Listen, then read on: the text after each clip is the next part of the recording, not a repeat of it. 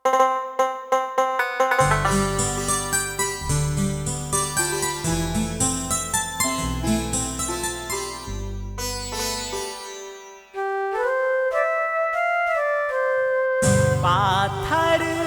बनल छै गे मैया, दुख जाके हम केकरा कहबै।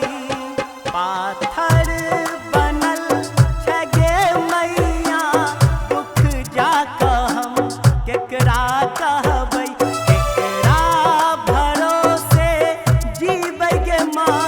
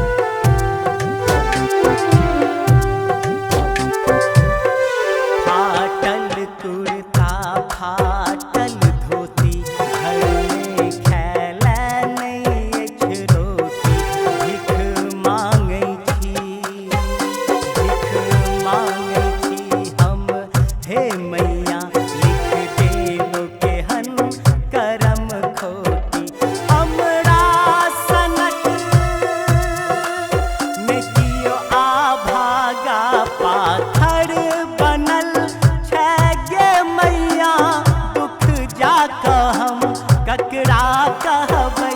पाथर बनल छी हे मैया।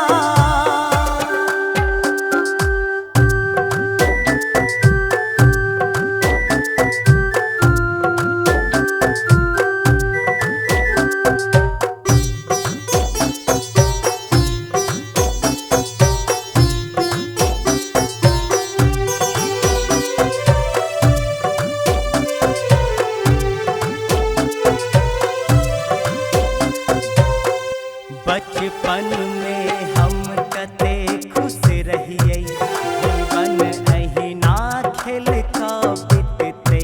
की पता छल, की पता छल, बोझ भारी जवानी कानी कानी कऽ कटतै। खुशी मांगै छी नहीं कम ज्यादा, पाथर बनल जाके हम ककरा कहबै। पाथर बनल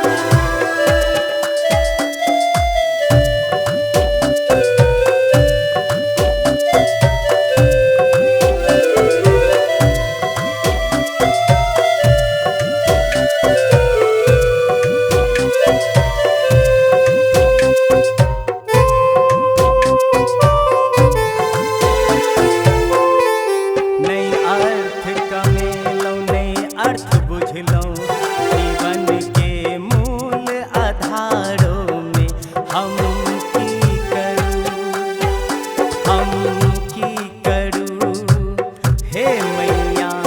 जीवन कटैया अन्हारे में, ठोकर मारैया ई जमाना। पाथर बनल छै गे मैया, जाके हम ककरा कहबै। केकरा भरोसे जीबै गे माँ, जीवन पहाड़ कोना बीततै।